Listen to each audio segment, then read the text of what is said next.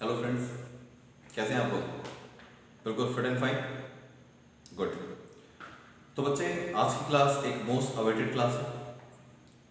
आपको मैंने एक टेस्ट दिया था जिसमें कुछ डिफरेंट वैराइटीज के क्वेश्चन थे। चैप्टर नंबर 1 था जो आपका इलेक्ट्रिक फील्ड एंड चार्जेस के नाम से, उसका आपको मैंने टेस्ट दिया था और उसके सोल्यूशन आज मैं डिस्कस करने जा रहा हूँ। और ये आपने नोटिस कर लिया होगा कि जो क्वेश्चन आंसर मैंने आपको दिए थे उसके अंदर सभी वैरायटी के क्वेश्चन थे। कुछ आपको इजी भी लगे होंगे, कुछ एवरेज भी लगे होंगे और कुछ थोड़ा डिफिकल्ट भी लगे होंगे। ठीक है, तो ये जितनी भी वैरायटी के क्वेश्चन हैं, ठीक है, ये मैंने आपको इसलिए दिए ताकि आप ये चेक कर सकें कि आपकी ग्रिप क्या है इस चैप्टर के ऊपर। तो उसी सीक्वेंस में आज हम ये देखना चाह रहे हैं कि आज इसके सोल्यूशन क्या क्या होंगे। आप क्रॉस चेक करें, आपने जो भी अपने सोल्यूशन दिए थे इसके, जो भी मुझे शीट्स भेजी थी, आप जरा एक बार चेक करेंगे कि आपको एग्जैक्टली किस चीज़ को कैसे रिप्रेजेंट करना चाहिए था और किसके कितने कितने मार्क्स होने चाहिए थे, किस पार्ट के कितने मार्क्स होने चाहिए थे, जिससे कि आपको एक आइडिया लग जाए कि हाँ आपका स्कोर क्या रहा होगा। ठीक है, राइट। तो शुरू करें, चलिए ठीक है। तो इसी सीक्वेंस में हम शुरू करते हैं। मैं सबसे पहले डिस्कस करना चाहूँगा क्वेश्चन नंबर 1। बिल्कुल सीक्वेंस में करेंगे और जो चीज़ें रिपीटिशन में होंगी मैं बताऊंगा तो उसको कैसे किया जाएगा। ठीक है, okay. It's question number 1। Question number 1 में दे रखा था आपके पास, find the number of lines of force that flow outwards from 1 coulomb of charge. आपसे number lines of force, number lines of force, कितनी फोर्स की लाइंस होती हैं जो एक चार्ज से बाहर जाएंगे। आउटवर्ड जाने का मतलब चार्ज पॉजिटिव होगा, अगर इनवर्ड होता तो चार्ज नेगेटिव होता, आंसर वही आता। ठीक है, तो अब कैसे निकालते हैं? जो नंबर लाइंस ऑफ फोर्स आपको निकालनी होती है, number lines of force, it is given by electric flux. Electric flux से हम इसको निकालते हैं। अब इलेक्ट्रिक फ्लक्स जो था आपके पास, उसका फॉर्मूला क्या है हमारे पास, phi E is equal to Q upon epsilon naught। आपको ये दे रखा था find the number of lines of force that flow outward from 1 coulomb of charge. Charge का मैग्नीट्यूड 1 कूलम दे रखा है, तो Q की जगह जब मैं 1 रखूंगा और एप्सिलॉन नॉट की वैल्यू होती है 8.85 into 10 to the power minus 12। ठीक है, यूनिट को मैं अभी ओमिट कर रहा हूं। तो कुल मिला के आपके पास जब इसको आप सॉल्व करेंगे तो आपके पास आंसर आएगा 1.13 into 10 to the power 11।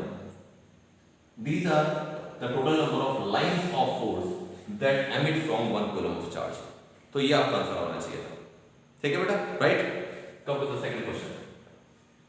Question number 2 था, two small identical electric dipoles AB and CD, each of dipole moment P are kept at the angle of 120 degree. तो डायग्राम आप याद करें कि आपने कुछ डायग्राम इस तरीके से बनाया था। ऐसा कुछ क्वेश्चन आपको दे रखा था, x और x डैश, और दो डाइपोल आपको दे रखे थे। एक डाइपोल जिस तरीके से था आपके पास, जो ओरिजिन से ही पास करता है, ठीक है, और एक सेकंड डाइपोल यहां पे plus q charge, minus q charge and minus q charge and plus q charge. ठीक है, this point is A, this point is B, this point is C and this point is D। That means we have two dipoles AB and CD, और आपसे पूछा था कि आपको इन दोनों का रिजल्टेंट डाइपोल मोमेंट निकालना है और साथ में टॉर्क भी निकालना है और ये भी बताना है कि what is the direction of torque. This is the question.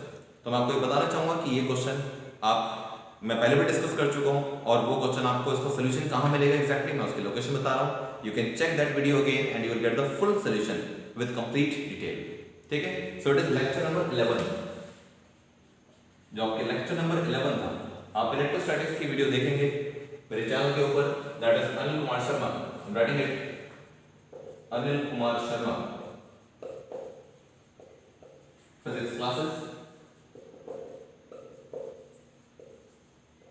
ठीक है, जब वहां पे जाएंगे तो you go to playlist and in playlist के अंदर आप ढूंढेंगे इलेक्ट्रोस्टैटिक्स, वहां पे आपको इलेक्ट्रोस्टैटिक्स मिल जाएगा, इलेक्ट्रोस्टैटिक्स। तो इलेक्ट्रोस्टैटिक्स के अंदर आप लेक्चर नंबर 11 देखेंगे, आपको थंबनेल मिलेगा जहां पे 11 नंबर लिखा होगा, उसको आप क्लिक करेंगे and you will get the answer of this question over there. ठीक है, तो ध्यान रखें और मैं रिक्वेस्ट करूंगा उन सभी बच्चों से जिन्होंने अभी तक इस चैनल को सब्सक्राइब नहीं किया, please do subscribe, like and share so that most of you can take the advantage of this.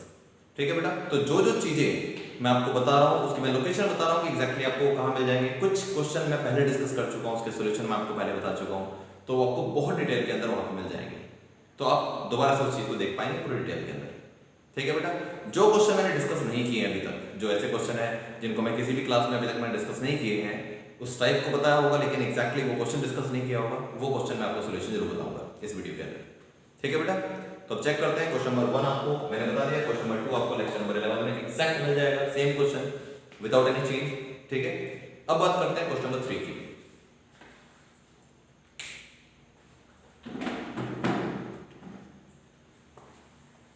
Question number 3 was very beautiful question, और इस वैरायटी के क्वेश्चन आप काफी करने हैं, ऐसे क्वेश्चन एग्जाम में आते ही रहते हैं।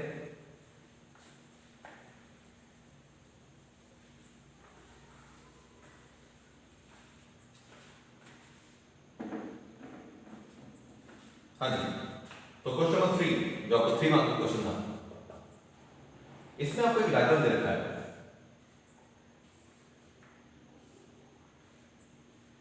It is y o z and this is x। Cylinder दे रखा है, you are given a cylinder.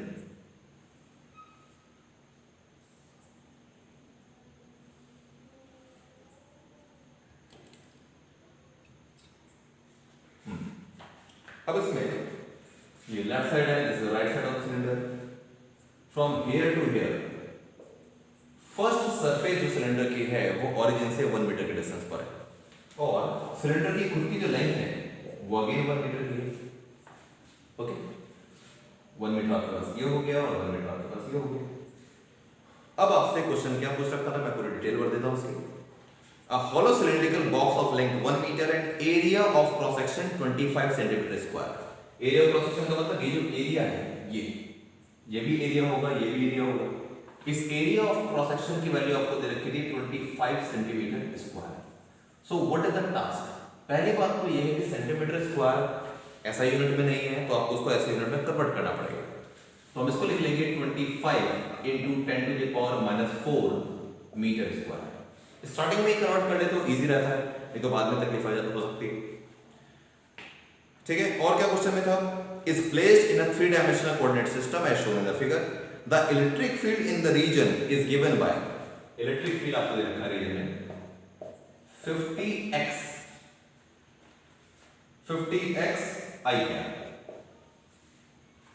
where E is in Newton per coulomb and x is in meters. Find, first part क्या find करना है? Find net electric flux through the cylinder, phi E बताना है। ठीक है, कि हमारे पास जो नेट इलेक्ट्रिक फ्लक्स होगा वो कितना आएगा। और सेकंड पार्ट में आपको क्या बताना है? The charge enclosed in the cylinder, total charge कितना इसके अंदर एनक्लोज होगा, ये आपको बताना था। ठीक है बेटा, तो इलेक्ट्रिक फील्ड आपको दे रखा है 50x I cap। सबसे इंपॉर्टेंट बात क्या है इस क्वेश्चन की? सबसे इंपॉर्टेंट बात इस क्वेश्चन की है कि 50x I cap जो आपको दे रखा है वो एक ऐसा इलेक्ट्रिक फील्ड है जो डिस्टेंस के साथ चेंज होता है, that means it is variable electric field. 50 के बाद x लिखा है, यानी x की वैल्यू में जैसे जैसे बदलते जाऊंगा इलेक्ट्रिक फील्ड चेंज होता चला जाएगा। ओके, तो देखिए क्वेश्चन करने का तरीका है। सबसे पहले this is left surface, this is right. सबसे पहले डायग्राम को ढंग से समझिए। इलेक्ट्रिक फील्ड I कैप की डायरेक्शन में, I कैप का मतलब पॉजिटिव एक्स एक्सिस। अगर यहां पर I कैप और यहां पर माइनस होता तो माइनस I कैप हो जाता, तो electric field along negative axis की तरफ होता। अगर इलेक्ट्रिक फील्ड Z एक्सिस की तरफ होता तो यहां J कैप लिखा होता। अगर electric field Z axis electric field अगर Y एक्सिस की तरफ होता तो J कैप लिखा होता। इलेक्ट्रिक फील्ड अगर Z एक्सिस की तरफ होता तो K कैप लिखा होता। ठीक है बच्चे, राइट।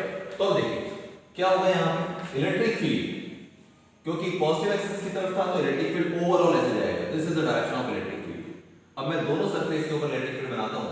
जो राइट वाली सरफेस है उस पर इलेक्ट्रिक फील्ड इस डायरेक्शन में आएगा, जो लेफ्ट वाली सरफेस है उस पर भी इलेक्ट्रिक फील्ड इस डायरेक्शन में ही आएगा, because the direction of electric field is same along positive x axis. अब और क्या हमें चाहिए होता है? Surface area, direction of area. वो क्या होगा?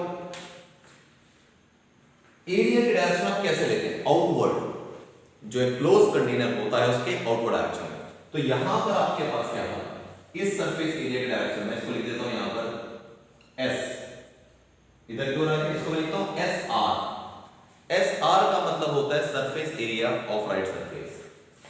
ठीक, this is electric field and this is surface area of right side, SR vector. Similarly left जो सरफेस है वहां पर आपके पास सरफेस एरिया इधर आएगा, आउटवर्ड। तो वहां पर तो सरफेस एरिया उधर की ओर हो गया राइट साइड में, और लेफ्ट साइड में यहाँ पर हो गया। अब आपको क्या करना है, दोनों का अलग अलग आपको इलेक्ट्रिक फ्लक्स निकालना है, दोनों सरफेस का, और उसके बाद ऐड करना है। ये पक्की बात है कि इलेक्ट्रिक फ्लक्स सिर्फ इन दोनों सरफेस पे निकलेगा, इस सरफेस पे नहीं निकलेगा, because it is perpendicular to the electric field. Surface area की डायरेक्शन ऊपर की ओर आएगी, इलेक्ट्रिक फील्ड ऐसे है तो 90 डिग्री के एंगल बनेगा, तो वहां पे इलेक्ट्रिक फ्लक्स जीरो आएगा। तो हमें सिर्फ इन दोनों सरफेस के लिए सॉल्व करना है। तो मैं लिखता हूं कैसे, लिखने का तरीका है, हाउ टू राइट इट। इसमें मैं अगर ए पार्ट सॉल्व करूं, फर्स्ट पार्ट ए पार्ट, या जैसे भी आपको सॉल्व करना पड़े, in the first part electric flux at left surface पर अगर इलेक्ट्रिक फ्लक्स निकालना हो तो कैसे निकलेगा, वो हमारे पास था फाई एल, ठीक है। फाई का फॉर्मूला होता है E dot surface area, E dot S. Electric field तो सेम है, लेकिन सरफेस एरिया के लिए एल और आर लिखा है हमने, तो इसका मतलब ये हो गया कि जब लेफ्ट साइड का इलेक्ट्रिक फ्लक्स लिखूंगा तो सरफेस को लेफ्ट साइड का लिखूंगा, ओके। अब आपको डायग्राम में चेक करना है कि लेफ्ट साइड में इलेक्ट्रिक फील्ड और सरफेस एरिया इनके बीच में कितने डिग्री का एंगल बन रहा है। लेफ्ट सरफेस, ये लेफ्ट सरफेस है, इलेक्ट्रिक फील्ड इधर की ओर है, सरफेस एरिया इधर की ओर है, इसका मतलब क्या हुआ, the angle between them is 180 degree. और अगर 180 डिग्री होता है तो हम क्या लिखेंगे, ESL cos 180 degree, cos 180 degree, because they are in opposite direction. और अगर ऐसा हो गया तो cos 180 डिग्री इज व्हाट, -1, तो माइनस का ESL आ जाएगा। अब मैं इसकी वैल्यू पुट करूंगा, बहुत ढंग से समझना है, बहुत ध्यान से देखना है। जो इलेक्ट्रिक फील्ड था उसका फॉर्मूला हमारे पास है 50x आई क्या, मतलब उसकी वैल्यू तो सिर्फ 50x है, तो मैं इलेक्ट्रिक फील्ड की जगह 50 लिखूंगा, इनटू x की जगह क्या लिखूंगा, इनटू x की जगह मुझे लिखना है कि लेफ्ट सरफेस जो थी वो ओरिजिन से कितनी डिस्टेंस पर थी, x की वैल्यू कितनी थी उसके लिए, तो वो वैल्यू थी 1 मीटर। तो मैं यहाँ पे x की जगह लिखूंगा 1 मीटर, 50 तो मैंने ये लिख दिया, x की जगह लिख दिया 1 मीटर। आई कैप लिखने की रिक्वायरमेंट नहीं है, वो डायरेक्शन को इंडिकेट करती थी, वो हम यूज कर चुके हैं, ठीक है। Into SL surface area of left surface, वो कितना है बेटा 25 × 10⁻⁴, सरफेस एरिया तो दोनों सरफेस का सेम है 10⁻⁴। तो आफ्टर सॉल्विंग इट 25 5 जा 125 हो जाता है, तो जब इसको पूरा सॉल्व करोगे तो आपके पास माइनस आंसर आएगा, माइनस का मैं डायरेक्टली आपको आंसर बताता हूं, इसका आंसर आपके पास आएगा -125 × 10⁻3। ये आप चेक भी कर सकते हैं, 25 5 जो 125 हो गया, ये 10⁻1 थी, ये 10⁻4 है, तो सॉल्व करोगे 10⁻3 आएगी, ठीक है। -125 10⁻3। मैं इसको डेसिमल की फॉर्म में भी लिख सकता हूं, वो हम बाद में भी लिख लेंगे, कोई बात नहीं। This is newton metre square per coulomb, this is electric flux of left surface. अब बात करते हैं राइट सरफेस का electric flux, phi R right side पे बिल्कुल सेम तरीके से चलना है, जैसे हमने लेफ्ट पे लिखा है सेम राइट तरीके से लिखना है, बस एंगल चेंज हो जाएगा।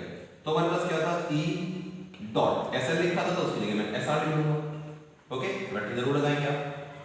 Now the angle between electric field and surface area, diagram को चेक करो, electric field and surface area both are along the same direction, that means the angle between them is 0 degree. तो E into SR cos 0 degree, तो solve करके कितना आ गया हमारे पास, cos 0 तो +1 होता है, तो इसको सॉल्व करोगे तो आपके पास आएगा plus E into SR is equal to positive electric field रखना है। इलेक्ट्रिक फील्ड की वैल्यू क्या है मेरे पास 50x आई है, तो मैं 50 लिखूंगा, और x की जगह क्या लिखना है इस बार, जैसे हमने 50 × x की जगह पिछली बार 1 मीटर था, इस बार राइट जो सरफेस है वो कितने डिस्टेंस पर है, 1 मीटर तो लेफ्ट सरफेस हो गई, 1 मीटर इसकी लेंथ हो गई, टोटल मिला के कितना दूर हो गया वो 2 मीटर के डिस्टेंस पे हो गया, 1 + 1 2 मीटर, तो मैं यहाँ 2 लिख दूंगा। तो 50 की जगह 50 लिखा है, x की जगह 2 मीटर लिखा है। अब सरफेस एरिया भी तो है, तो सरफेस एरिया को क्या लिखोगे, सरफेस एरिया तो सेम था दोनों सरफेस का, 25 × 10⁻⁴। तो मैं लिख सकता हूं कि जो सरफेस एरिया है वो लेफ्ट सरफेस का और राइट सरफेस का इट इज सेम, 25 × 10⁻⁴, दोनों की वैल्यू पुट कर दी। अब सॉल्व करेंगे तो कितना आएगा बेटा, 50 × 2 तो 100 हो जाएगा। बेसिकली ये जो आंसर है वो ऊपर वाले आंसर का डबल है, क्योंकि सिर्फ इसमें 1 और 2 का अंतर है, तो इसका डबल कितना आएगा, प्लस का 250 × 10⁻³ Newton metre square per coulomb. बस ध्यान रखना है कि ये माइनस क्या है और प्लस का है, अब क्या करना होता है हमको? नेट इलेक्ट्रिक फील्ड निकालना होता है, नेट इलेक्ट्रिक फ्लक्स निकालना होता है। Therefore net electric flux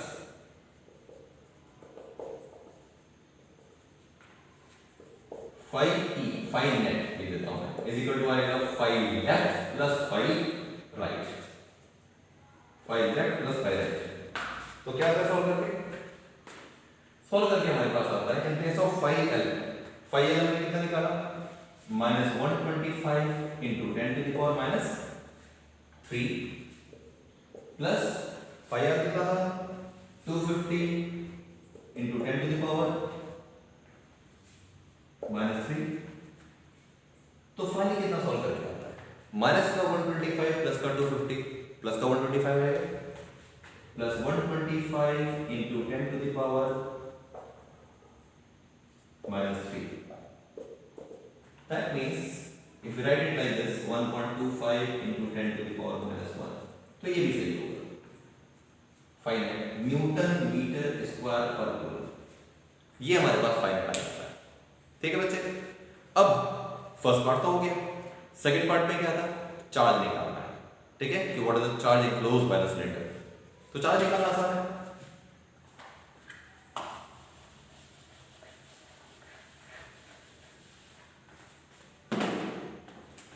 second part में question, charge enclosed by cylinder, वो क्या है हमारे पास? Phi E is equal to Q upon epsilon by Gauss law ऐसा होगा, because phi E is equal to Q upon epsilon, therefore Q is equal to phi E into epsilon. और ये जो फाई ई था basically वो phi net था हमारे पास, net electric flux. That means Q is equal to phi E हमने निकाला 1.25 into 10 to the power -1 into epsilon 8.85 into 10 to the power -12। तो when we solve it, तो फाइनल आंसर क्या आता है? कैलकुलेट आप कर सकते हैं, मैं आपको डायरेक्ट इसका आंसर बता देता हूं। You will get the answer of this as 1.107 picocoulomb. Answer 1.107 picocoulomb. Picocoulomb का मतलब होता है 10 to the power -12 कूलम। तो ये आंसर भी अगर आपका आ गया it's okay, 1.1 into 10 to the power -12 भी आ रहा है, इट्स ऑलराइट। ठीक है, तो मार्किंग स्कीम क्या है? 3 मार्क्स का ये क्वेश्चन है, और 3 मार्क्स का अगर ये क्वेश्चन है तो इसका 1 मार्क तो है आपका इस पार्ट का और 2 मार्क है आपके प्रीवियस पार्ट का। अब प्रीवियस पार्ट के जो 2 मार्क हुए उसमें मैं आपको बताना चाहूंगी फाई एल निकालने का आपका हाफ मार्क है, फाई आर करेक्ट निकालने का आपका हाफ मार्क है, और 1 मार्क है फाई नेट निकालने का। नेट आपने जो इलेक्ट्रिक फ्लक्स निकाला उसका 1 मार्क है। तो टोटल 3 मार्क्स इस तरीके से डिस्ट्रीब्यूट होते हैं। ठीक है बच्चे, राइट? नेक्स्ट क्वेश्चन पे चलिए। Next question is your question number 4। In your question number 4, it is written an infinitely long positively charged straight wire has a linear charge density lambda per centimeter। बहुत ही बढ़िया question है, जबरदस्त। वो पर centimetre जो दिख रहा है ना क्वेश्चन में, ये एक गड़बड़ है। गड़बड़ नहीं है, बेसिकली वो पढ़ने का तरीका है। लीनियर चार्ज डेंसिटी का फॉर्मूला क्या होता है? लीनियर चार्ज डेंसिटी होता है lambda equal to charge upon length coulomb per metre. तो पहले मैं आपको बता दूं कि क्वेश्चन नंबर 4 जो था आपके पास वो लैम्डा पर सेंटीमीटर ना होकर लैम्डा कूलम पर मीटर है। ठीक है बच्चे, ये एक पहली बात थी। और फिर लिखा था an electron is revolving around the wire as its centre with the constant velocity in the circular plane perpendicular to the wire. ये कंडीशन दे रखी है आपको। तो सबसे पहली बात है इसका डायग्राम इमेजिन करना कि क्वेश्चन नंबर 4 का डायग्राम होगा क्या, फिर हम इसको सॉल्व कर पाएंगे।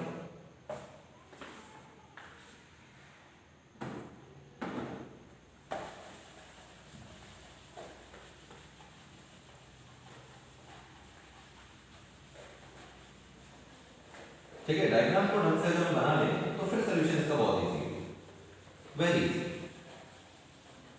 और मैं चाहता हूं कि आप मार्किंग स्कीम भी चेक करते रहे, कितने पार्ट के कितने मार्क्स हैं, उसके हिसाब से आप अपना सॉल्यूशन चेक भी करते रहेंगे। यस, तो क्वेश्चन नंबर 4 में लिखा था आपके पास, question number 4 A part, an infinitely long positively charge straight wire has a linear charge density lambda coulomb per metre. ये एक वायर थी और वो यूनिफॉर्मली चार्ज है, मान लिया कि पॉजिटिवली चार्ज थी यूनिफॉर्मली। और याद करिए गॉस थ्योरम का या गॉस लॉ का जो आपका फर्स्ट एप्लीकेशन है वो यही है, यूनिफॉर्मली चार्ज वायर। ठीक है, ऐसे आपको दे रखा है।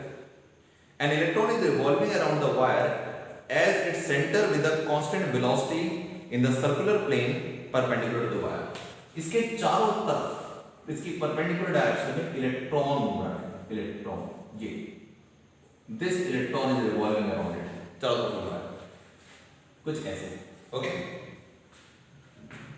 deduce the expression for its kinetic energy and then plot the graph of kinetic energy as a function of charge density। तो पहले तो आपको kinetic energy का फॉर्मूला डिराइव करना है और उसके बाद kinetic energy और लैम्डा के बीच में जो ग्राफ आएगा उसको प्लॉट करना है। ठीक है, तो बड़ा इजी क्वेश्चन है, देखिए कैसे करेंगे। सबसे पहली बात तो बच्चे की, मैंने मान लिया कि रेडियस जो थी इस सर्कुलर ऑर्बिट की वो स्मॉल आर थी। अब जब भी कोई चीज सर्कुलर पाथ पे मूव करती है तो हमेशा उसके ऊपर एक फोर्स जरूर लगता है which is called centripetal force, and centripetal force is a necessary force which is required to keep an object moving in a circular plane always. Centripetal force तो लगेगा ही लगेगा अगर कोई चीज गोल घूम रही है, ऐसा इम्पॉसिबल है किसी भी चीज में कि गोल चीज घूम रही हो और उस पर सेंट्रीपिटल फोर्स ना लगेगा।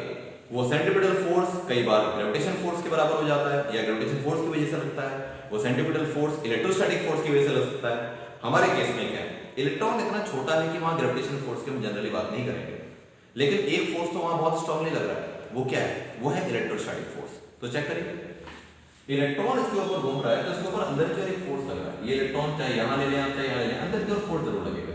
इसको मैं यहां लिख लेता हूं, और इट इज सेंट्रीपिटल फोर्स, अंदर की ओर लग रहा है इलेक्ट्रॉन के ऊपर, and this centripetal force is also equal to the force of attraction between this positive charge wire and negative charge electron. Positive और नेगेटिव को आपस में अट्रैक्ट कर रहे हैं, वही जो अट्रैक्टिव फोर्स है वही आपके पास इलेक्ट्रोस्टैटिक फोर्स भी है और वही आपके पास सेंट्रीपिटल फोर्स भी है इस केस में। तो बेसिकली करना क्या है, सिंपल सा काम, हमें इलेक्ट्रोस्टैटिक फोर्स को F इक्वल टू QE को किसके बराबर कर देना है, वो हमें करना है सेंट्रीपिटल फोर्स के बराबर, F equal to mv square upon r के बराबर। ठीक है, लिखें, देखिए electric force, in this case electric force is equal to centripetal force, electric force is equal to centripetal force। Electric force था हमारे पास F इक्वल टू QE और centripetal force होता है हमारे पास mv स्क्वायर अपॉन r। आप चाहे तो step में लिख सकते हैं, Fe डिनोशन दे दें is equal to Fc, electrostatic force equal to centripetal force. Electrostatic force होता है QE और सेंट्रीपिटल फोर्स होता है mv स्क्वायर अपॉन r। क्योंकि जो चार्ज मूव कर रहा है वो है इलेक्ट्रॉन, तो मैं Q की जगह इलेक्ट्रॉन लिख दूंगा। Q का मतलब होता है चार्ज और वो चार्ज इलेक्ट्रॉन का चार्ज था। ठीक है बेटा, ये बात पता लगी। तो इससे अब हमारे पास और क्या क्या चाहिए, मेरे पास अगर यूनिफॉर्मली चार्ज वायर होती है तो इसके इलेक्ट्रिक फील्ड का एक फॉर्मूला था जो हमने गॉस लॉ में निकाला था, वो क्या था, इसको मैं इक्वेशन नंबर 1 लिखता हूं, because electric field is equal to lambda upon 2 pi epsilon naught r by Gauss law। Gauss law से हमने इसको निकाला, Gauss, ठीक है, इसको इक्वेशन नंबर 2 मान लेता हूं। तो therefore from equation 1 and 2, from equation 1 and 2 we get क्या मिलेगा, इलेक्ट्रिक फील्ड की वैल्यू आप पुट कर दो, इलेक्ट्रिक फील्ड की वैल्यू पुट करोगे तो lambda upon 2 pi epsilon naught r आएगा is equal to mv square upon, ठीक है बेटा, इलेक्ट्रिक फील्ड की वैल्यू मैंने सीधा पुट कर दी और ये था। तो अब ये जो आपके पास r है और ये भी r है, क्या होगा, कैंसिल हो जाएंगे, r कैंसिल हो गए, क्या बचता है हमारे पास, और हमें क्या निकालना है, हमें तो काइनेटिक एनर्जी निकालनी है भाई। मेरे पास mv स्क्वायर है और अगर मेरे पास mv स्क्वायर है तो काइनेटिक एनर्जी निकालना बहुत आसान काम है। Now kinetic energy of revolution of electron, kinetic energy of revolution of electron, kinetic energy is equal to half mv square, ये फॉर्मूला होता है काइनेटिक एनर्जी का। अब मुझे क्या करना है, मुझे mv स्क्वायर की वैल्यू तो मेरे पास है यहाँ, मैं सीधा वहां पुट कर दूंगा। तो देखिए therefore kinetic energy is equal to half। यहाँ से इसको मैं थोड़ा सा और सिंप्लीफाई करके एक स्टेप और लिख लेता हूँ कि आपके पास यहाँ से बचता था e lambda upon 2 pi epsilon not और यहाँ पे था आपके पास mv स्क्वायर। तो mv स्क्वायर की वैल्यू ये है मेरे पास, तो मैं वैल्यू पुट करता हूँ। तो mv स्क्वायर के लिए मेरे पास क्या आ गया, e lambda upon 2 pi epsilon not, e lambda upon 2 pi epsilon not. तो क्या है फाइनल सॉल्व करके, e lambda upon 4 pi epsilon not. This is kinetic energy, this is the required relation for kinetic energy, p lambda upon 4 pi epsilon not. ठीक है, अब ये तो first part था हमारा। अब इससे सेकंड पार्ट क्या करना है, सेकंड पार्ट करना है kinetic energy और लैम्डा के बीच में आपको रिलेशन निकालना है। आपको पता है कि यहाँ पर हमने इलेक्ट्रिक फील्ड को लैम्डा के फॉर्म में कन्वर्ट क्यों किया। क्वेश्चन में पता है कि यूनिफॉर्म चार्ज डेंसिटी की बात कर रखी है, लीनियर चार्ज डेंसिटी के बाद लैम्डा कर रखी है, तो अगर लैम्डा की बात कर रहे हैं तो लैम्डा तो लेके आना है। तो लैम्डा लाने का सिंपल तरीका था कि इलेक्ट्रिक फील्ड का जो फॉर्मूला होता है उसमें लैम्डा आता है, सीधे वैल्यू पुट कर दीजिए। ठीक है बेटा, अब देखते हैं इसका ग्राफ क्या बनेगा। तो ग्राफ बड़ा सिंपल सा है, मैं इसको यहाँ बना दूंगा। जो सेकंड पार्ट था, this was a graph between kinetic energy and lambda. Check करो कि यहां से काइनेटिक एनर्जी और लैम्डा के बीच में क्या प्रोपोर्शनलिटी है। Kinetic energy is proportional to lambda. क्यों? E का मतलब होता है charge of electron, fix value 1.6 × 10⁻19 coulomb. Okay, 1/4 pi epsilon naught की वैल्यू फिक्स होती है 9 × 10⁻9। तो ये दोनों तो कांस्टेंट है, सिर्फ लैम्डा बदल सकता है। चार्ज बदल दोगे तो लैम्डा बदल जाएगा। ठीक है बेटा, तो अब kinetic energy proportional to lambda, directly proportional आ गया, तो उसका मतलब है स्ट्रेट लाइन। ये आपका सेकंड पार्ट है।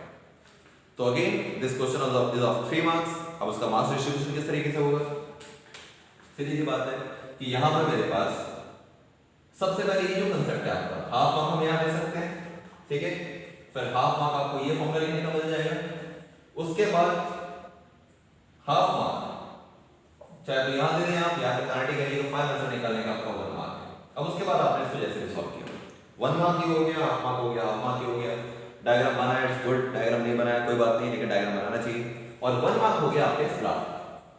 तो इस तरीके से 3 मार्क्स का डिस्ट्रीब्यूशन होता है, हाफ मार्क एंड 1 मार्क। और फर्स्ट पार्ट 2 मार्क्स हो गए और सेकंड पार्ट के लिए आपके पास हो गए 1 मार्क, टोटल 3 मार्क्स। ठीक है बच्चे, राइट। नेक्स्ट क्वेश्चन देखें, चलिए।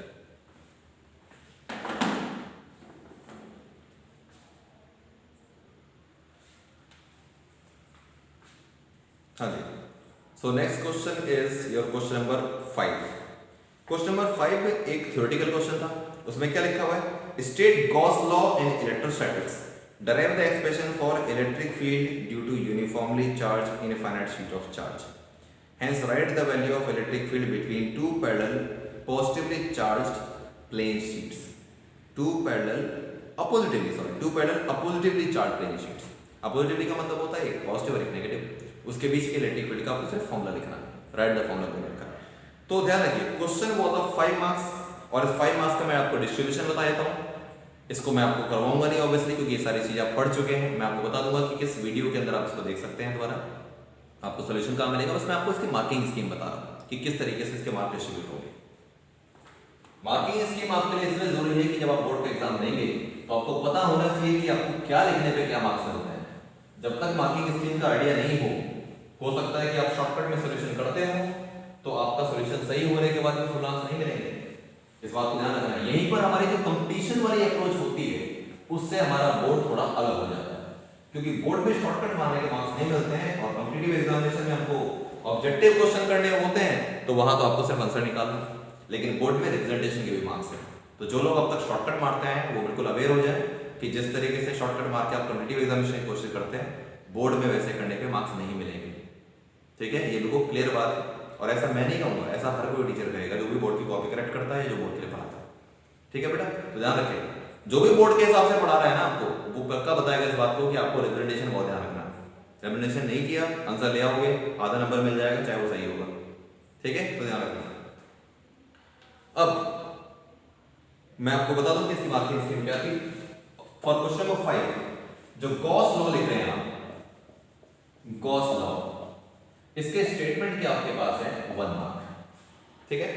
उसमें आपको स्टेटमेंट लिखना होता है, उसका मैथमेटिकल फॉर्मूला लिखना होता है, phi e = e dot ds integration के साथ, सरफेस इंटीग्रल के साथ is equal to q upon epsilon, ठीक है। ये पूरा लिखना होता है। मैथमेटिकल फॉर्म अगर नहीं लिख रहे हैं और सिर्फ स्टेटमेंट लिख रहे हैं तो हाफ मार्क मिलेगा। दोनों चीजें लिखनी है आपको, ठीक है। नेक्स्ट है derive the expression for electric field due to uniformly charge infinite sheet of charge. तो यहाँ पर आपको जो डायग्राम है मैं आपको बता दूं स्प्रेड क्या है। इसका जो फिगर है वो आपको 1 मार्क देगा। उसके बाद इलेक्ट्रिक फील्ड का जो एक फॉर्मूला निकालते हैं आप, उसके आपका जो फाइनल फॉर्मूला निकलता है वो निकलता है सिग्मा अपॉन 2 एप्सिलॉन नॉट, ठीक है। ये जो आपके पास निकलता है 1 मार्क आपके पास ये हो गया। फिगर को आप यहाँ पे 1.5 मार्क दे सकते हैं और यहाँ तक इस पूरे सोल्यूशन को लेके आने का आपके पास है यहाँ पे 1 मार्क यहाँ 1.5 फिगर का और आपके पास 1.5 फिगर इलेक्ट्रिक फील्ड का ये फॉर्मूला लेके आने का।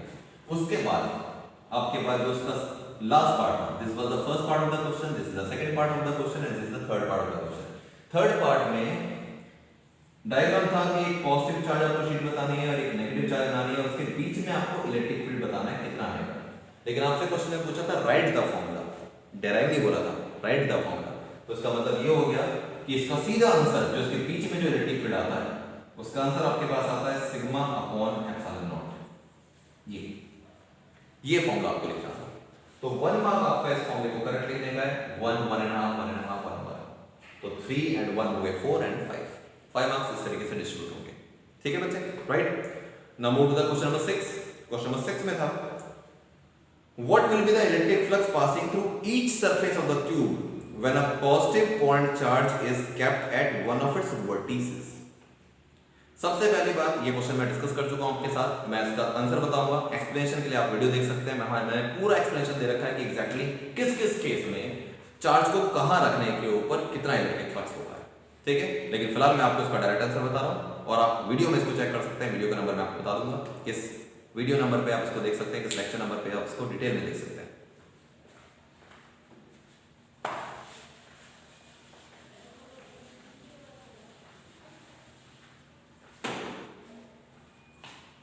इस वजह से क्वेश्चन नंबर 6 और 5e का आंसर आपके पास आता है 1/24 q अपॉन एप्सिलॉन नॉट।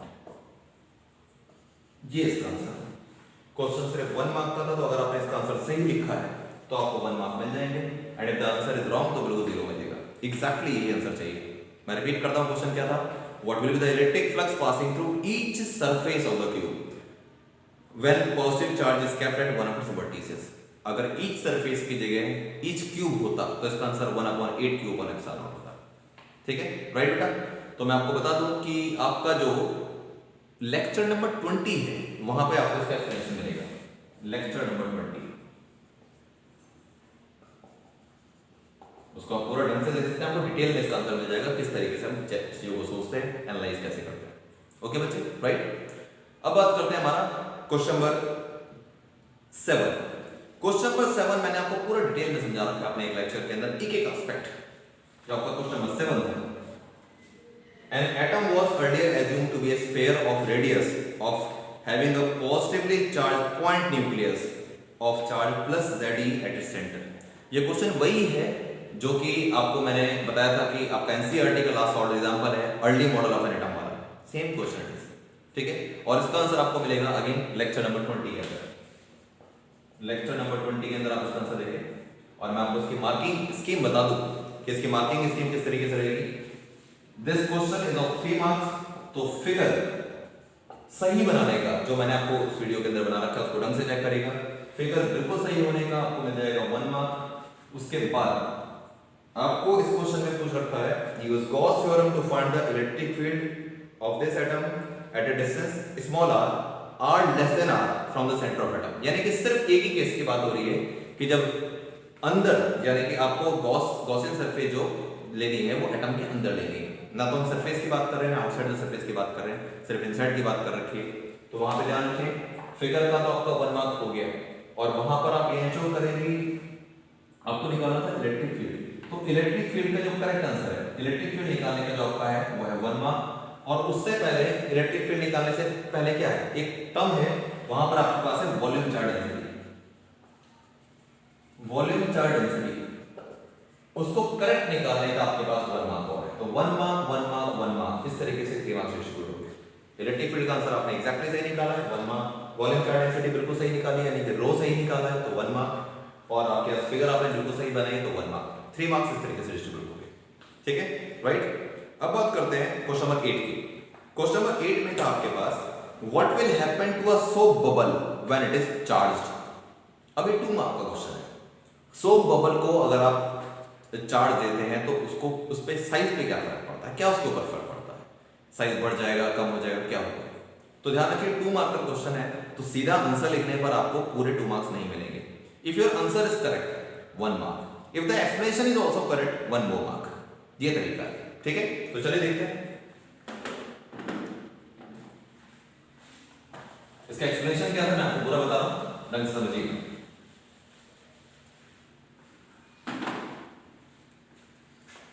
देखिए बच्चे, ये आपके पास एक सोप बबल था और मैंने इसको चार्ज दे दिया। पॉजिटिव भी दे सकते हैं नेगेटिव भी दे सकते हैं, दोनों केस में सेम ही आंसर आएगा। मैंने इसको पॉजिटिव चार्ज दे दिया, जैसे ही मैं इसको चार्ज दूंगा, चार्ज कहां आ गया, सरफेस के ऊपर, उसका पार्ट बन गया, चिपक गया उसके ऊपर। और जब ऐसा होगा तो ये पॉजिटिव और पॉजिटिव क्या करेंगे, रिपेल करने की कोशिश करेंगे। तो बेसिकली क्या होगा, इनका जो म्यूचुअल रिपल्शन होगा वो अल्टीमेटली इनके साइज को बढ़ाने की कोशिश करेगा, दूर भगाने की कोशिश कर रहा है। दूर भगाने का मतलब हो गया अगर सारे चार्ज एक दूसरे को दूर भगाने की कोशिश करें तो there will be increment in the surface area. तो इसका मतलब क्या होगा, जो इसकी आर रेडियस थी वो इससे थोड़ी ज्यादा हो जाएगी। तो आंसर क्या था हमारे पास, आंसर था आपसे जो क्वेश्चन पूछा था उसी को मैं आपको बता रहा हूं। क्वेश्चन था कि what will happen to the soap bubble when it's charged. तो आंसर इसका आएगा it's size will increase,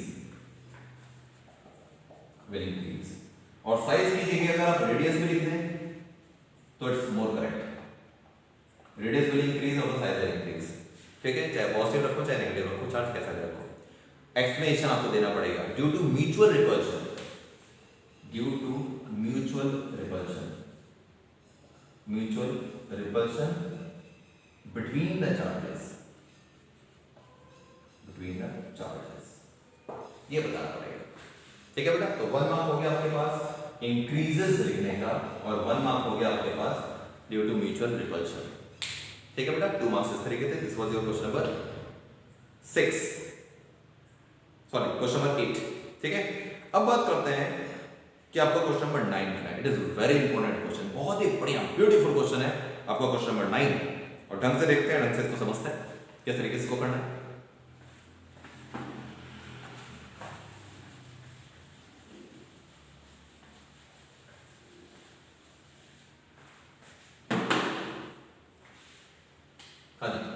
question number 9, question number 9 में लिखा था in the figure shown calculate the total flux of the electrostatic field through the sphere S1 and S2। और diagram में लिखा था आपको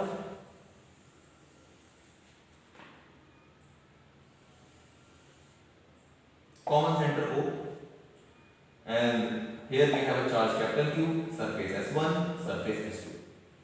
ठीक है, और यहां पे ये हमारे पास है E। ठीक है जी, यस। और ये पूरी लेंथ आपको L दे रखी है, छोटे से पार्ट को x लिख रखा है, उस छोटे से पार्ट के और छोटे पार्ट को dx मान सकते हैं। ये आपके पास डायग्राम था, surface S1 area, S2 area, capital Q charge is enclosed inside S1। ठीक है, और S2 के अंदर आपके पास एक यूनिफॉर्मली चार्ज वायर है, उसके लिए बारे में क्वेश्चन में दे रखा है। इन the figure shown calculate the total flux of the electrostatic field through the spheres S1 and S2। The wire AB shown here has a linear charge density given by, वो जो linear charge density है इस wire की वो दे रखी है आपको lambda is equal to kx। linear charge density का मतलब ये हो जाता है कि चार्ज एक पॉइंट पर ना होके इसके ऊपर डिस्ट्रीब्यूटेड है, यूनिफॉर्मली डिस्ट्रीब्यूटेड। इस चार्ज और इस वाले चार्ज में क्या अंतर है, ये जो चार्ज है ये आपका पॉइंट चार्ज है, सिंगल पॉइंट के ऊपर है, एक पॉइंट पर, और ये कैसा चार्ज है, ये डिस्ट्रीब्यूटेड। तो दोनों को सॉल्व करने का तरीका अलग अलग होगा। ठीक है, फिर आपसे पूछा था given by lambda equal to kx where x is the distance measured along the wire from the end A। अब आपसे टोटल इलेक्ट्रिक फ्लक्स पूछा, तो अब समझिए क्वेश्चन कैसे करना है। देखिए सबसे पहले मैं लिखता हूं electric flux, electric flux through surface S1, electric flux through surface S1, S1 surface पे इलेक्ट्रिक फ्लक्स कितना है? phi1, इसको मैं phi1 लिख सकता हूं या phi S1 लिख सकता हूं। phi1 is equal to surface 1 के अंदर जो चार्ज एनक्लोज था। इलेक्ट्रिक फ्लक्स क्या बोलता है? इलेक्ट्रिक फ्लक्स ये बोलता है जो चार्ज एनक्लोज होता है सरफेस के अंदर सिर्फ वो चार्ज लेना होता है। तो S1 सरफेस के अंदर चार्ज कैपिटल Q था, तो फॉर्मूला आ गया phi1 is equal to Q upon epsilon, because only the charge capital Q is enclosed within S1। ठीक है, तो phi1 is equal to Q upon epsilon आ गया ये बात। अब मुझे एक तो मेरा आंसर ये है, उसके बाद आपसे पूछा है कि सेकंड सरफेस का भी बता है, तो phi S2 जो आएगा उसके लिए पहले मैं आपको एक चीज बता दूं कि phi S2 ने कौन सा चार्ज एनक्लोज किया है। phi S2 ने यानी कि सरफेस 2 ने कौन सा चार्ज एनक्लोज किया है? एक तो कैपिटल Q किया है और ये पूरी वायर भी एनक्लोज कर रही है जिसके अंदर चार्ज है। तो अगर मैं इस पूरी वायर के टोटल चार्ज को Q मान लूं कि मान लो इसमें पूरा चार्ज Q था, तो इलेक्ट्रिक फ्लक्स का फॉर्मूला आ गया total charge enclose capital Q plus small q upon epsilon. ये फॉर्मूला है। इक्वेशन नंबर 1 मान लेते हैं उसको। अब हमें इसे थोड़ा सॉल्व करना है। अब सॉल्व कैसे करना है? सॉल्व करने के लिए मैं क्या करता हूं, because lambda is equal to dq upon dx,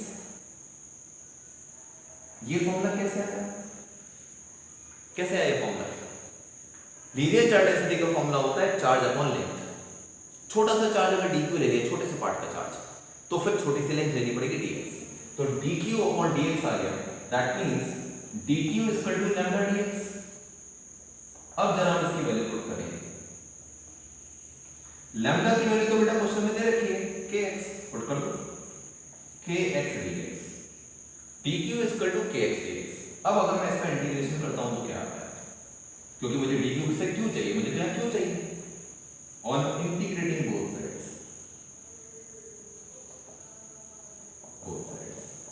अगर मैं इंटीग्रेट करता हूं both sides with proper limit, तो क्या मेरे पास आंसर आता है?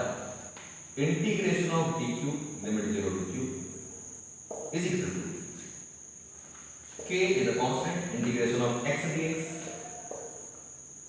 लिमिट पुट करते हैं। लिमिट क्या है भाई? x कहां से शुरू होता है, कहां खत्म होता है? 0, कम से कम वो वैल्यू 0 है और मैक्सिमम वो l पहुंच जाती है, तो 0 टू l आ गया। ठीक है, 0 टू l। देन क्या आएगा सॉल्व करके? k x का इंटीग्रेशन करोगे you will get x square upon limit 0 to l। Substitute the values, half को मैं बाहर लिख देता हूं, 1 अपॉन 2 k x की वैल्यू l पुट करोगे तो आएगा l स्क्वायर। सॉल्व करने के बाद x की जगह एक बार l पुट करोगे तो l स्क्वायर आएगा, एक बार 0 पुट करोगे तो 0 स्क्वायर आएगा। तो फाइनली हमारे पास हाफ k l स्क्वायर आता है, क्या? q। अब जब मेरे पास ये आ गया तो अब मेरे को इस q की वैल्यू इक्वेशन नंबर 1 में पुट करनी है और मेरा आंसर आ जाएगा। ठीक है, तो मैं इसको थोड़ा सा याद रखना चाहूंगा।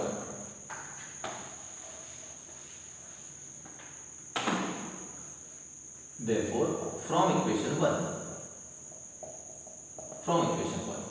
क्या बनता है? From equation 1 phi s2 is equal to capital Q plus Q की जगह आ गया half k l square upon epsilon not. This is the second answer, half k l square upon epsilon. ये इसका आंसर आना चाहिए। ठीक है, अब जरा मार्किंग स्कीम देख लेते हैं। This question was of 3 marks। ठीक है, तो 1 मार्क आप देंगे इसका 5 या 5 मार्क, इसको मैं 5s1 लिख देता हूं जब यहाँ 5s2 लिखा है। 1 मार्क हो गया आपका इसका। ठीक है, फिर हाफ मार्क हो गया आपके पास इस वाले फॉर्मूले का। अगर आपने इसको बाद में भी लगाया तो बाद में दे सकते हैं। ठीक है, उसके बाद आपके पास हाफ मार्क्स है इस पार्ट के, dq equal to kx dx। उसके बाद चार्ज निकालने का आपके पास हाफ मार्क्स और है, और फाइनली ये आंसर निकालने का हाफ मार्क। तो 1 half half half and half, total 3 marks. ठीक है बच्चे, राइट? तो इस बात का ध्यान रखना आपको, बाकी इसकी मैंने आपको पूरी बता दी। अब बात करते हैं क्वेश्चन नंबर 10 की। बड़ा खूबसूरत क्वेश्चन है क्वेश्चन नंबर 10, और ये क्वेश्चन ऑलमोस्ट वैसा ही था जैसे कि मैंने सिलेंडर वाला क्वेश्चन डिस्कस किया था, लेकिन थोड़ा सा चेंज है। इसमें कैलकुलेशन में थोड़ी सी मिस्टेक हो सकती है अगर आप बहुत एक्यूरेसी इसको नहीं कर रहे हैं, बहुत ध्यान लगा के नहीं कर रहे। ठीक है, डिस्कस करें। चलिए क्वेश्चन नंबर 10 देखते हैं।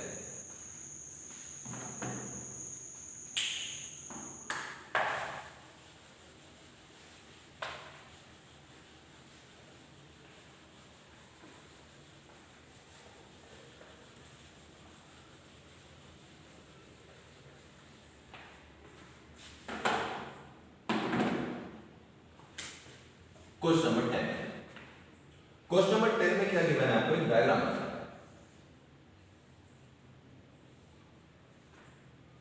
y axis, this is z, this is x, ठीक है।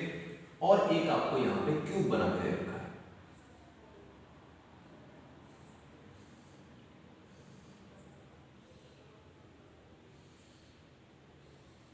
यस, कुछ ऐसा, ओके। अब क्या क्या आपको इंफॉर्मेशन है, जो डायग्राम में इंफॉर्मेशन है वो तो हम ले लेते हैं इंफॉर्मेशन। इलेक्ट्रिक फील्ड आपको यहां पे दे रखा है E1 और यहां पे इलेक्ट्रिक फील्ड आपको दे रखा है E2।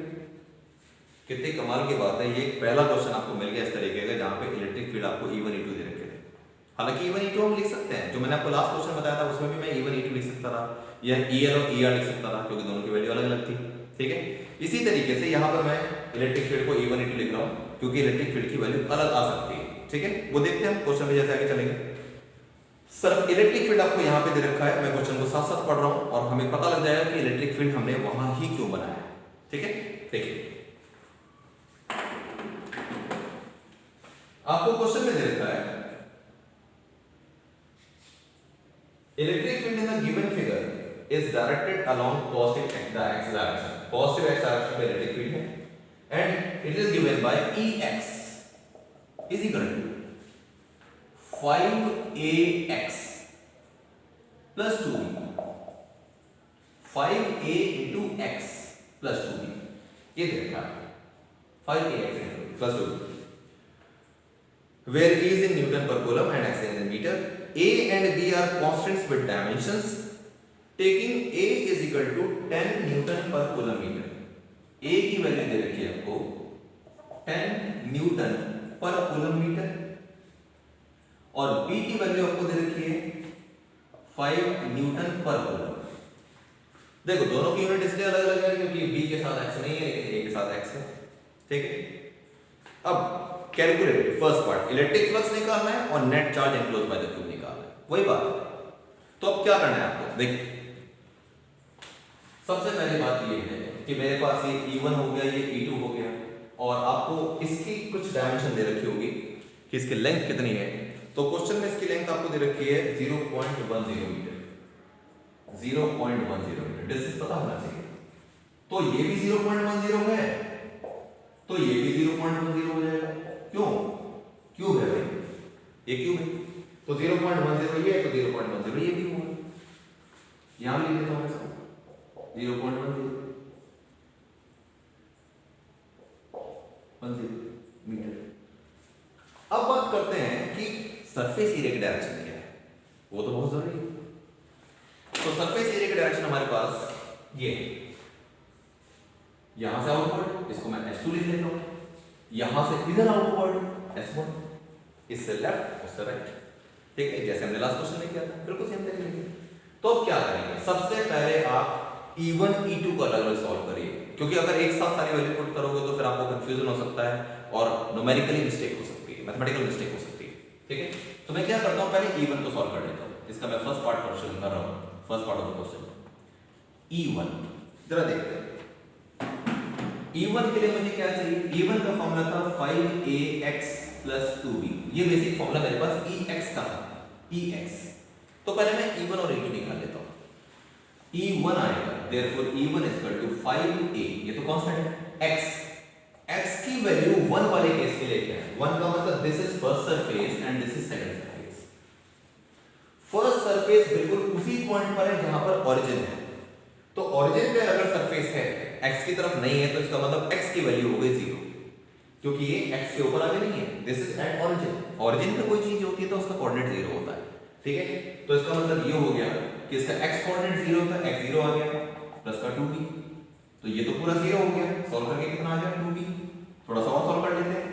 तो E1 इक्वल टू आ जाएगा plus 2 into b, b is what 5, तो मेरे पास आ गया 10 newton per coulomb, electric field की वैल्यू कितनी है, ठीक है। इसी तरीके से अब मैं बात करता हूं E2 कितना आएगा। मैंने कहा ना कि इस वाले क्वेश्चन में हमेशा सेफ रहता है कि आप इलेक्ट्रिक फील्ड E1 और E2 पहले निकाल लें, उसको सीधा के सीधा फॉर्मूले में पुट करके ना निकालें, वहां कैलकुलेशन मिस्टेक होने के चांसेस बहुत ज्यादा बढ़ जाते हैं। E2 कितना आएगा, सेम फॉर्मूला 5a, x की जगह पे क्या लिखोगे सेकंड वाली सरफेस के लिए x की वैल्यू है 0.10, तो मैं x की वैल्यू दूंगा 0.10, ठीक है, प्लस 2 इंटू बी। अब b की वैल्यू क्या है मेरे पास? b की वैल्यू मेरे पास है 5a इंटू दिस। चलो b की वैल्यू मैं बाद में पुट करूंगा, अभी 2 लिखता हूं उसको। तो मेरे पास कितना आता है? 5 into a। a is what? a is 10, 0.10। अभी लिख रहे देता हूं 2 इंटू बी। बी की वैल्यू कितनी? 5। आप इंश्योर कर लें कि मैंने सारी वैल्यू सही पुट करी है कि नहीं। एक बार आप क्रॉस चेक कर सकते हैं whether all the values are correct और नॉट, और आपको खुद भी करना चाहिए। तो e2 था हमारे पास 5ax plus 2b। 5 into a की वैल्यू रखी मैंने 10, और x की वैल्यू क्या रखी मैंने? x की वैल्यू रख दी है 0.10, क्योंकि x का डिस्टेंस था 0.10 था x कोऑर्डिनेट पे। फिर 2 इंटू b, तो 2 इंटू b की वैल्यू मेरे पास थी 5, ठीक है। देखो एक्चुअली पता है क्या, आप वैल्यू पहले भी पुट कर सकते हो और बाद में भी सॉल्व कर सकते हो, आपकी इच्छा। पहले सॉल्व कर लोगे तब भी कोई दिक्कत नहीं है। तो कितना आता है हमारे पास? कितना हो गया? ये हो गया 50। 5 50, 50 की 0.1 से मल्टीप्लाई करूंगा तो you will get 5 plus 2 into 5 is 10, answer आ गया 15 newton per coulomb. This is E2। तो E1 आपके पास आ गया 10 और E2 आ गया 15। Okay, E1 is equal to 10 newton per coulomb and E2 is equal to 15 newton per coulomb. अब हम थोड़ा सेफ हो गए। अब बात करते हैं कि आगे क्या करना है। फिर वही बात है, आपको φ1 निकालना है और φ2 निकालना है और फिर करंट निकालना है। तो φ1 कितना आएगा? नाउ मैं सीधा लिखता हूं φ1 यानी कि electric flux through first surface. ये फर्स्ट सरफेस थी, क्या लिखते हो formula?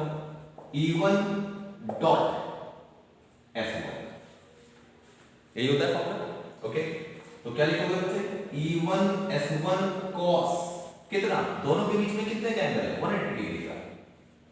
180। E1 S1 cos 180 degree.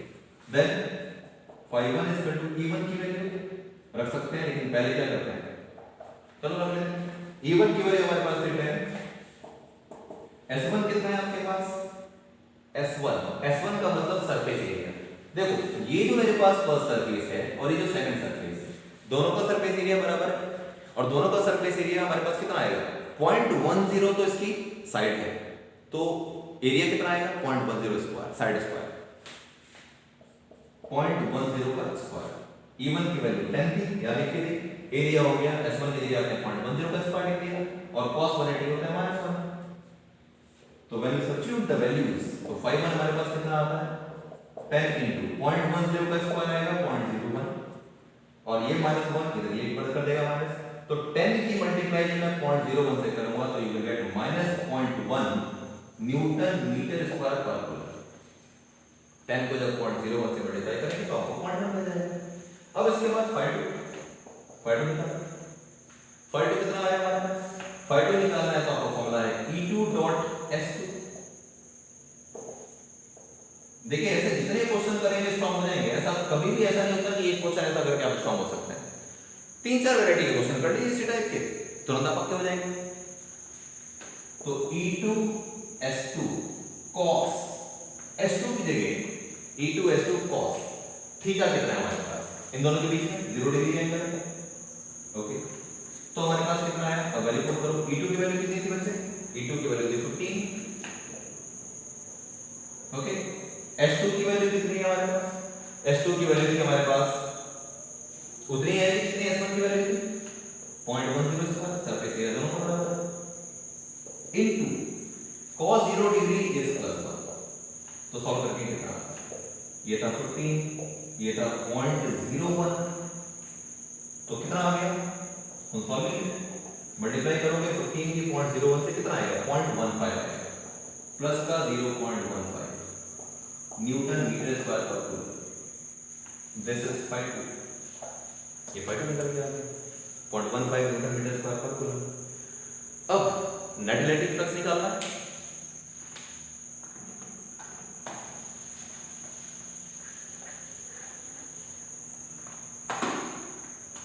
Now, net electric flux. Net electric flux.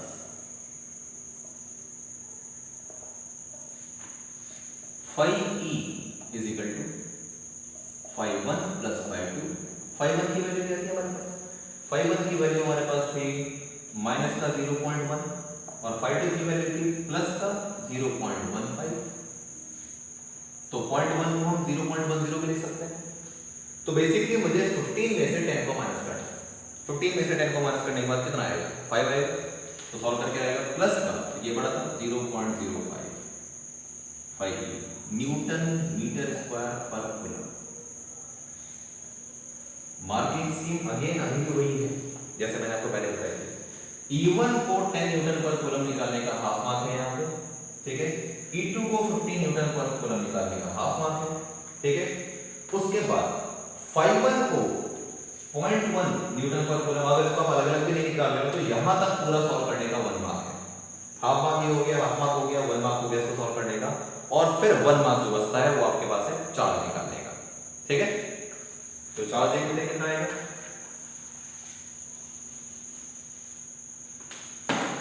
Method बिल्कुल सेम है। Q is equal to phi E into epsilon naught by Gauss. तो phi E मिल गया आपको 0.05 और ये मिल गया आपको 8.85 इंटू 10 टू द पावर कितना 10 टू द पावर -12। तो सॉल्व करके कितना आता है मैं आपको आंसर बता देता हूं इसका।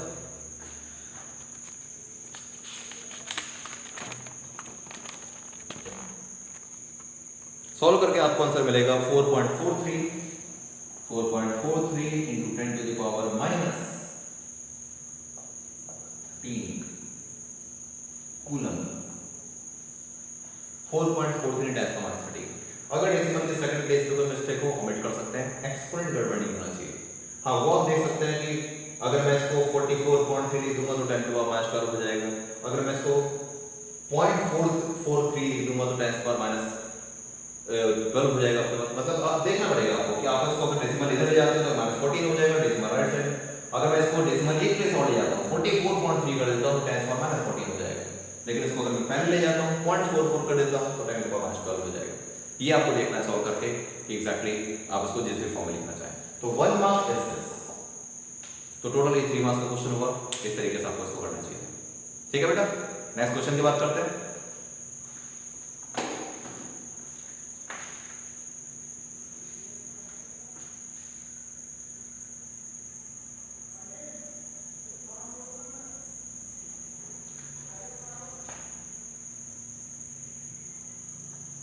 नेक्स्ट क्वेश्चन था आपके पास,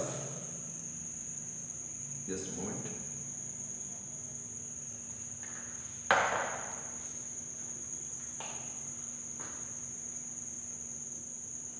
वेरी इंपॉर्टेंट क्वेश्चन, और ये वो क्वेश्चन था जो बहुत सारे बच्चों ने मुझसे डिमांड करी थी कि सर ये क्वेश्चन का आप मुझे आंसर बताइए। डिस्कस करना चाहूँगा। क्वेश्चन पहले आईआईटी में आ रखा है और ये बेसिकली उसी लॉजिक के ऊपर बेस्ड था जिस लॉजिक के ऊपर हमने अभी तक सारे क्वेश्चन किए हैं, ठीक है। कैसे? जो वॉल्यूम चार्ट डेंसिटी वाले जो हम क्वेश्चन करते हैं उसी टॉपिक के ऊपर ये बेस्ड है। अप्लाई कैसे होना है ये इंपॉर्टेंट बात है। देखिए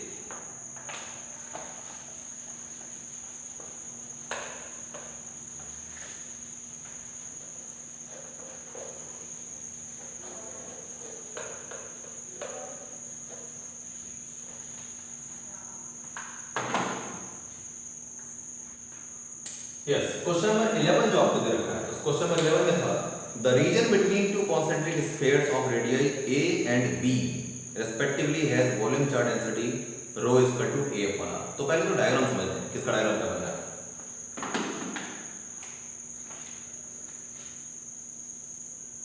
We have two spheres, एक स्फीयर की रेडियस A है और दूसरे की रेडियस है B, ठीक है बच्चों। The region between the two concentric spheres of radii A and B respectively has volume charge density rho is equal to A upon R। यानी कि इन दोनों के बीच में वॉल्यूम है, यहाँ समझ में है क्या हुआ। ये एक स्फीयर है, ये स्फीयर है, लेकिन यहाँ वॉल्यूम चार्ज डेंसिटी यानी कि यहाँ सॉलिड पार्ट है, okay. Volume charge density rho is equal to A upon R। ये क्वेश्चन में गिवन है where A is a constant and R is the distance from the center। फिर था आपके पास क्या, फिर आपके पास था at the centre of the sphere is a point Q। At the centre of the sphere is a point charge Q। यहां पर एक पॉइंट चार्ज Q भी है, find the value of the A such that the electric field in the region between the spheres will be constant. A की value आपको बतानी है ताकि इन दोनों के बीच का जो इलेक्ट्रिक फील्ड हो वो कांस्टेंट रहे, उसकी वैल्यू फिक्स हो जाए। ए की ऐसी वैल्यू आनी चाहिए जिससे आपके पास इन दोनों स्फीयर के बीच का इलेक्ट्रिक फील्ड कांस्टेंट हो, ये बताना, यानी कि उसकी फिक्स वैल्यू, उसमें कोई वेरिएबल ना बचे, ये बताना। ठीक है, तो हम क्या करते हैं, ऐसे क्वेश्चन में आपको ये करना होता है कि बेटा पहले आप इसके रीजन का एक पार्ट मान लें। मैंने मान लिया एक और यहां पर स्फीयर जिसकी रेडियस यहां से लेकर यहां तक r थी। r एक ऐसी रेडियस हो गई जो हमारे पास इन दोनों स्फीयर के बीच का है। ठीक है, तो इसके छोटे से पार्ट को हम dr मान सकते हैं। अब मेन बात है कि क्वेश्चन सॉल्व कैसे किया जाए। तो आपको बेसिकली इलेक्ट्रिक फील्ड निकालना है। इलेक्ट्रिक फ्लक्स का भी आप फॉर्मूला जानते हैं, गॉस लॉ आपको लगानी पड़ती है, तब आपके पास वॉल्यूम चार्ज डेंसिटी कंसेप्ट होता है। तो किस तरीके से सॉल्व करना है देखते हैं। सबसे पहली बात कि अगर मैं बात करता हूं total charge inside the sphere of radius r, अगर मैं r रेडियस के स्फीयर, जो r रेडियस वाला स्फीयर था जो डॉटेड लाइन से मैंने दिखा रखा है, इसके अंदर टोटल चार्ज कितना होगा, तो इसमें दो तरीके का चार्ज होगा। एक तो होगा कैपिटल Q जो कि a रेडियस वाले स्फीयर के अंदर है, वो तो एनक्लोज के अंदर होता ही है, प्लस और कौन सा चार्ज आएगा, और चार्ज आएगा ये, इसको मैं Q डैश मान लेता हूं। पता है Q डैश कहां तक का चार्ज है? Q डैश में कितने से पार्ट का चार्ज K, यानी कि अंदर तो इसके Q चार्ज था, कैपिटल Q पॉइंट चार्ज, और इन दोनों रीजन के बीच में, यानी कि इस रीजन और इस रीजन के बीच में जो चार्ज है उसको मैं Q डैश मान लेता हूं। ठीक है, तो अब देखिए क्या होगा, टोटल चार्ज एनक्लोज, तो कुछ भी मान सकते हैं, स्मॉल q मान लेता हूं उसको, स्मॉल q इक्वल टू कितना आएगा, q प्लस q डैश। आप लेट कुछ भी कर सकते हैं, मैं यहां पे कैपिटल Q और उसको स्मॉल q मान सकता हूं चार्ज को, ये हमारे पास आया। तो सॉल्व कैसे करोगे इसको, सॉल्व करने का तरीका क्या होगा, सॉल्व करने का तरीका ये होगा कि कैपिटल Q के साथ तो मैं कुछ नहीं कर सकता, लेकिन मुझे q डैश के साथ कुछ करना है।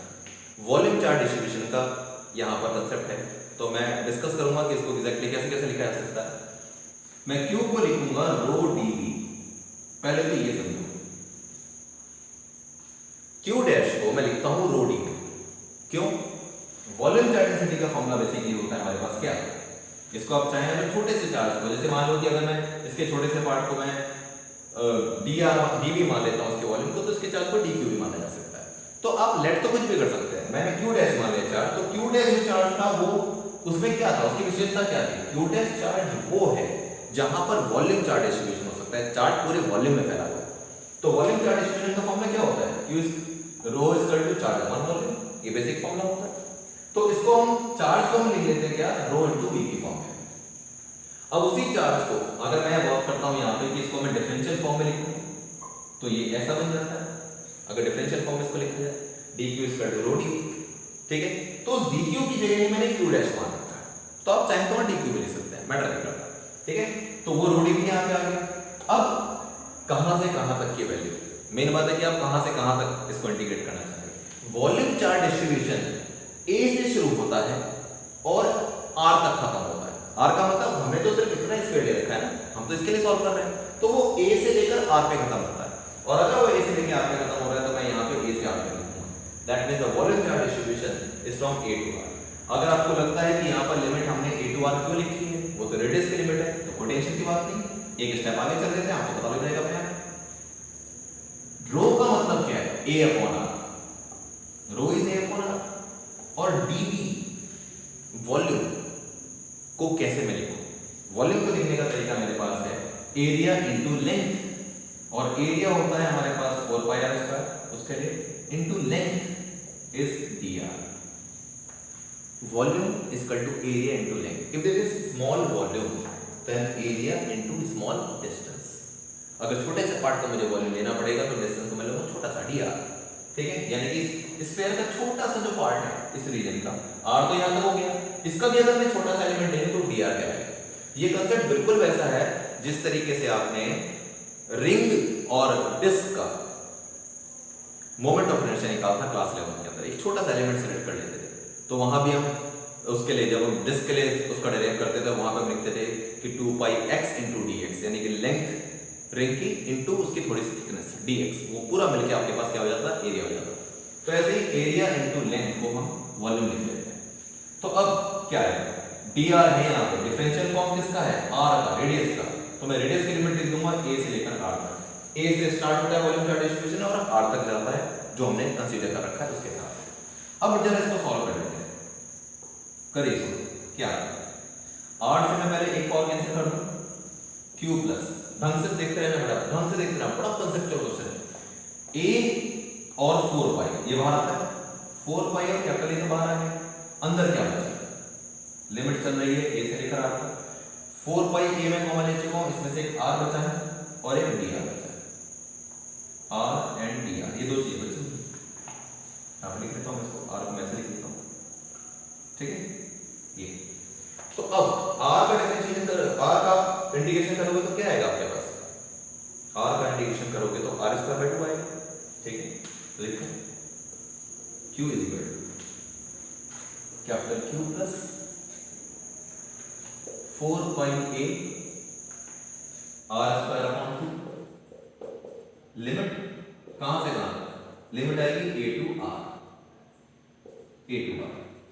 तो फिर वैल्यू पुट कर दो, क्या आता है, capital Q plus 4 pi a, 2 को बाहर ले आओ, ओके। क्या बचता है, एक बार r की जगह r पुट करोगे तो r स्क्वायर आएगा, एक बार r की जगह a पुट करोगे तो a स्क्वायर आएगा, ये आ गया। ये हमारे पास अभी तक क्या निकल गया है, मैं चाहूँ तो उसको कट कर सकता हूँ, बाद के लिए भी छोड़ सकते हैं, कोई दिक्कत की बात नहीं।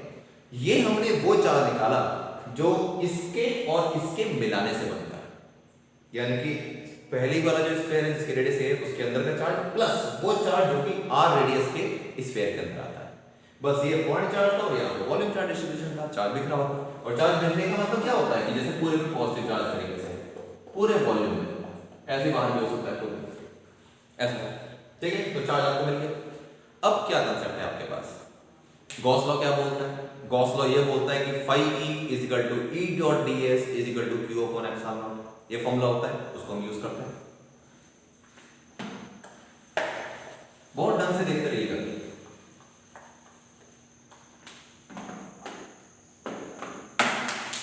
नाउ बाय गॉस लॉ जो phi e होता है वो E डॉट ds होता है, उस E डॉट ds को अगर पूरा सॉल्व कर दिया जाए तो आता है electric field into surface area, और सरफेस एरिया क्या है मेरे पास 4 पाई r स्क्वायर। इस वाले स्फीयर का सरफेस एरिया क्या है जिसकी रेडियस r है 4 pi r square is equal to q upon epsilon, q upon epsilon. और q का मतलब क्या होता है, टोटल चार्ज एनक्लोज्ड, वही कैपिटल Q हमने यहां निकाला ये, ठीक है। तो वैल्यू पुट करेंगे हम अभी, तो वैल्यू पुट करो E into 4 pi small r square is equal to Q की वैल्यू पुट करो, स्मॉल q की वैल्यू थी capital Q plus 4 pi capital A upon 2 r square minus a square, okay. अब इलेक्ट्रिक फील्ड कितना आता है, आपको तो इलेक्ट्रिक फील्ड बताना था कि what will be the value of electric field या what will the value of A when the electric field is constant, ये पूछा था। तो इलेक्ट्रिक फील्ड पहले निकालते हैं, देखते हैं क्या आता है। इसको नीचे भेज दूंगा तो आएगा q upon 4 pi r square, ठीक है। अच्छा अपॉन में एप्सिलॉन पे चल रहा है तो यहां मैं होल अपॉन एप्सिलॉन, या मैं ऐसे लिख देता हूं एप्सिलॉन और एप्सिलॉन, पता लग गया। इस q के नीचे अपॉन एप्सिलॉन लिखना था तो मैंने इसको एप्सिलॉन एप्सिलॉन इस तरीके से लिख दिया, ठीक है।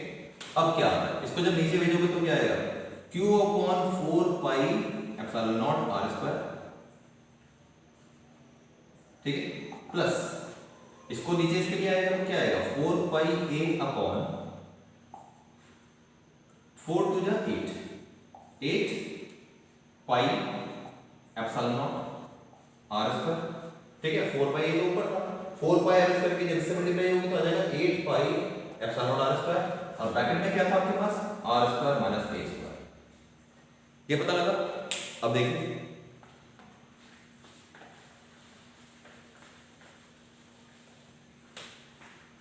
अब क्या होगा, अब होता है हमारे पास electric field is equal to capital Q upon 4 pi epsilon naught r square, bracket को ओपन कर दो, प्लस का 4 pi A R square upon 8 pi epsilon naught R square minus क्या आता है 4 pi A small A square upon 8 pi epsilon naught R square. ये आया आपके पास। अब इसको कैसे सॉल्व करेंगे? सिंपल सी बात है, जो कैंसिल होता है उसको कैंसिल कर देते हैं। पाई से पाई कैंसिल हो रहा है, 4 से 2 टाइम्स में कैंसिल हो गया, आर स्क्वायर से आर स्क्वायर कैंसिल हो गया, देन 4 पाई से 2 टाइम्स में ये कैंसिल हो गया। यहां तो कुछ कैंसिल होता नहीं। अब क्या बचता है? E is equal to Q upon 4 pi epsilon naught r square plus इसमें से कितना बचता है? इसमें से ऊपर बचता है a और नीचे बचता है क्या 2 epsilon naught। ऊपर से a बचा और नीचे बचा 2 epsilon naught माइनस यहां से क्या बचता है कैपिटल A स्क्वायर अपॉन क्या बचता है 2 epsilon naught r स्क्वायर। अब आपसे क्वेश्चन में ये बोल रखा था कि what is the value of capital A so that the electric field is constant. Electric field constant कब हो सकता है? आपको पता है कि इस पूरे में कांस्टेंट चीज कौन सी है जिसकी वैल्यू फिक्स है? वो सिर्फ है बीच वाला टर्म, ये मतलब A की वैल्यू तो आपको क्वेश्चन में कांस्टेंट दे रखी है, 2 की वैल्यू कांस्टेंट होती है, एप्सिलॉन भी कांस्टेंट होता है, लेकिन ये दोनों कांस्टेंट नहीं है क्योंकि इनमें स्मॉल आर आता है। और आपको पता है स्मॉल आर तो वही बढ़ता जा सकता है एंड तक, स्मॉल आर तो कोई भी अननोन रेडियस है। तो इसका मतलब ये हो गया कि अगर आपको इस पूरे का आंसर कांस्टेंट लेके आना है, यानी कि कांस्टेंट लेने का मतलब आंसर सिर्फ ये बचना चाहिए, तो ये कब आएगा? ये तब आएगा जब इन दोनों का जो सम है वो 0 हो जाए, यानी कि k और ये अगर आपस में एग्जैक्टली इक्वल हो जाए तो मेरा आंसर सिर्फ ये बचेगा, तो कांस्टेंट आ जाएगा इलेक्ट्रिक फील्ड। तो अब यही करना है आपको। Now, for E to be constant, electric field को अगर कांस्टेंट करना है तो क्या होगा? Therefore, Q upon ये दोनों आपस में बराबर होने चाहिए मेरे लिए, Q upon 4 pi epsilon naught r square should be equals to a square upon 2 epsilon naught r square 2 epsilon naught r square। ये दोनों को मैंने आपस में इक्वल किया। अब इनको सॉल्व करिए। r स्क्वायर से r स्क्वायर कैंसिल हो जाता है, एप्सिलॉन से एप्सिलॉन कैंसिल हो जाता है, 2 से 2 टाइम्स में 4 कैंसिल हो जाएगा, तो क्या बचेगा हमारे पास? यहां से बचा q upon 2 पाई इतना बचा, और वहां से क्या बचा आपके पास a स्क्वायर इतना ही बचता है q 2 पाई, ठीक है, और यहां से a स्क्वायर बचता है, तो a कितना आया? Therefore a is equal to, मैं यहां पर लिख देता हूं उसका फाइनल आंसर कितना है, a इज इक्वल टू कितना बचता है q upon 2 pi a square. a is equal to q upon 2 pi a square. ये आपका फाइनल आंसर निकल के आता है। ठीक है बेटा, तो क्वेश्चन बहुत थोड़ा सा अलग तरीके का था। उसमें क्या था कि यहां पर आपके पास कुछ नहीं है, एक सिंगल पॉइंट चार्ज है और यहां पर चार्ज का डिस्ट्रीब्यूशन है, तो आपसे पूछा है कि आपको a की वो वैल्यू निकालें जिससे कि इलेक्ट्रिक फील्ड कांस्टेंट हो जाए। तो क्या बहुत तरीका था? आपको गॉस थ्योरम अगर लगानी है फाइनली, क्योंकि इसमें चार्ज डिस्ट्रीब्यूशन है तो गॉस लॉ लगेगा, और गॉस लॉ लगेगा तो मुझे टोटल चार्ज इनक्लोज चाहिए, तो मुझे इसका चार्ज तो पता था, इसका नहीं पता था। उसी चार्ज को सॉल्व करने के लिए आप पूरा प्रोसेस करते हैं, फिर टोटल चार्ज निकाल लेते हैं। छोटा चार्ज निकल जाता है तो 5e = E dot ds into q upon epsilon naught। E dot ds को हमने E into 4 pi r square लिख दिया, ds का मतलब सरफेस एरिया होता है, वो 4 pi r square हो गया, और दोनों को सिंपलीफाई करके आपने ये आंसर निकाला। ठीक है, तो क्या इलेक्ट्रिक फील्ड कांस्टेंट सिर्फ तब आ सकता है, ये पूरी वैल्यू कांस्टेंट है, तब आ सकता है जब ये दोनों आपस में बराबर होते हैं, तो कैंसिल हो जाते हैं, तो सिर्फ ये बचता है, दोनों को बराबर कर दिया। कंडीशन दे रखी है कि इलेक्ट्रिक फील्ड को कांस्टेंट करना है, तो तब हो सकता है जब ये दोनों चीजें आपस में बराबर हो। ठीक है बेटा, ये पता लगा। अब बात करते हैं कि हमारे पास नेक्स्ट क्वेश्चन क्या है। थोड़े से और क्वेश्चन आपके पास बचते हैं और फिर आपका ये टेस्ट का पूरा सॉल्यूशन पता लग जाएगा आपको। ये क्वेश्चन अगर आपने सॉल्व कर लिया है तो बड़ी अच्छी बात है। अगर आपका आंसर बिल्कुल सही आ गया इसका, तो फिर आप इसके फुल मार्क्स दे सकते हैं। अगर आंसर सही नहीं है, स्मॉल क्यू आपका सही है, टोटल चार्ज सही है, तो वहां पे आप 2 मार्क्स दे सकते हैं और 1 मार्क्स इसके बाद के सॉल्यूशन है। ठीक है बेटा, राइट? चलिए आगे देखते हैं।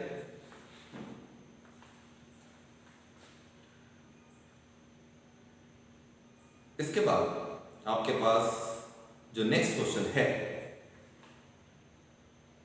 हालांकि ये क्वेश्चन मैंने आपको कितने मार्क्स का था दिया था, this question was of 3 marks, ठीक है। तो 4 निकालने का आपका 2 मार्क्स था, 1 मार्क्स के बाद का।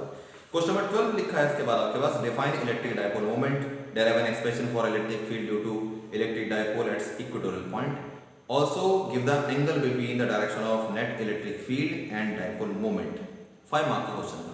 तो मैं आपको मार्क्स का डिस्ट्रीब्यूशन बता दे रहा हूँ, आपको वीडियो बता दे रहा हूँ, किस वीडियो के अंदर आप इसको देख पाएंगे, ठीक है।